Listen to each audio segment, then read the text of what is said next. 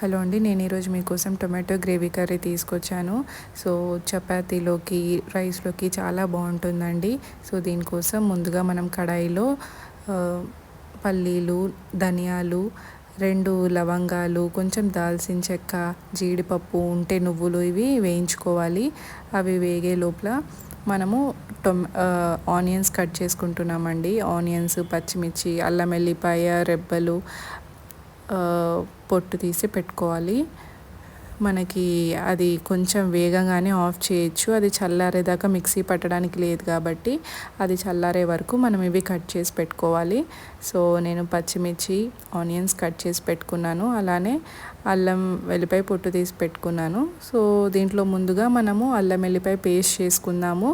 So దీన్ని ఒక జార్లో వేసుకొని అల్లం వెల్లిపాయ పేస్ట్ చేసుకుంటున్నాను. సో పేస్ట్ చేసిన అల్లం వెల్లిపాయ పక్కన పెట్టి ఇదే జార్లో మనము వేయించుకున్న మసాలాలన్నీ షిఫ్ట్ చేసి కొన్ని వాటర్ వేసి పేస్ట్ లాగా మనము గ్రైండ్ చేసుకోవాలి. సో చూపిస్తున్న విధంగా ఈ టెక్స్చర్లో రాగానే మనము తీసేసుకోవచ్చు. సో అదే కడాయిలో 2 టేబుల్ స్పూన్ల ఆయిల్ వేస్తున్నానండి. ఆయిల్ కొంచెం మరిగిన తర్వాత దీంట్లో ఇందాక గ్రైండ్ చేసుకున్న అల్లం వెల్లిపాయ పేస్ట్ వేసాను. అలాగే ఒక చిటికెడు పసుపు. సో అల్లం వెల్లిపాయ పచ్చివాసన పోయేదాకా కొంచెం ఫ్రై చేసుకోవాలండి.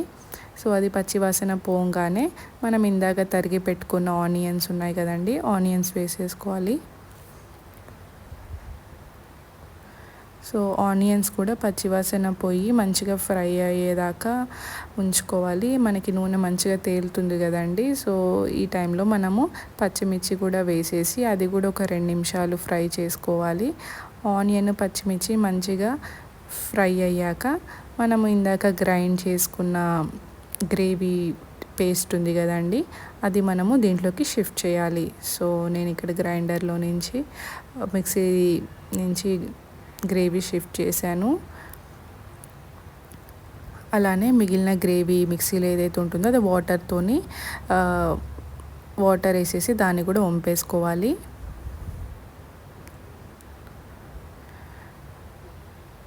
దీన్ని మంచిగా కలుపుకొని దీంట్లోనే ఉప్పు, కారం కూడా వేసేస్తున్నానండి. ఒక 1.5 స్పూన్ కారం వేస్తున్నాను. అలానే 1.5 స్పూన్ ఉప్పు వేస్తున్నాను. మీకు తగినంత మీరు వేసుకోవచ్చు.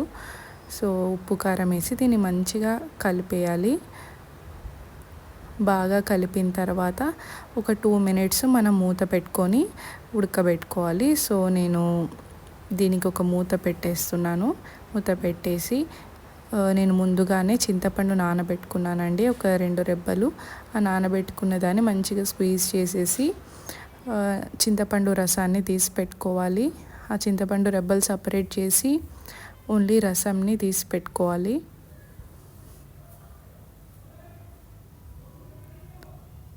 సో మనకి ఇక్కడ మొత్తం చింతపండు అవసరం లేదండి. ఓన్లీ సగం చింతపండు రసం నేను గ్రేవీలో వేస్తాను.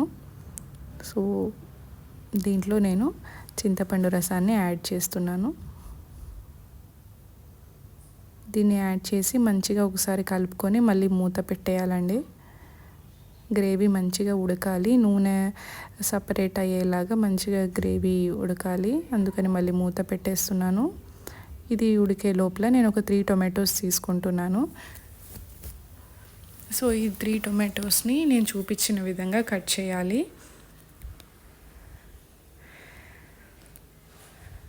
సో ఈ టొమాటో కొంచెం ఓపెన్ అయ్యేలాగా మనము ఘాట్లు పెట్టుకుంటే దాంట్లో ఉన్న జ్యూస్ మొత్తం బయటకు వచ్చి మంచిగా టొమాటో ఉడుకుతుందండి. అందుకని నేను ఫ్రంట్ పార్ట్ మొత్తం ఓపెన్ చేస్తున్నాను. మీకు చూపిస్తాను ఎలా చేశానో. సో అలా మనము ఘాట్లు పెట్టుకొని టొమాటో ఓపెన్ అయ్యేలాగా కట్ చేసుకోవాలి. అలానే 3 టొమాటోస్ కట్ చేసేసుకొని మరుగుతున్న గ్రేవీ దాంట్లో వేసేయాలి. చూడండి ఆయిల్ సపరేట్ అవుతుంది ఇప్పుడే. సో ఈ టైంలో మనం వేసేస్తే టొమాటోస్ కూడా మంచిగా మగ్గుతాయి. సో ఒక 2 మినిట్స్ మనము టొమాటో ఉడికేదాకా పెట్టుకోవాలి. ఒక సైడ్ ఉడికిందండి ఆల్రెడీ. మనము ఇంకో సైడ్ కూడా తిప్పుకుందాం.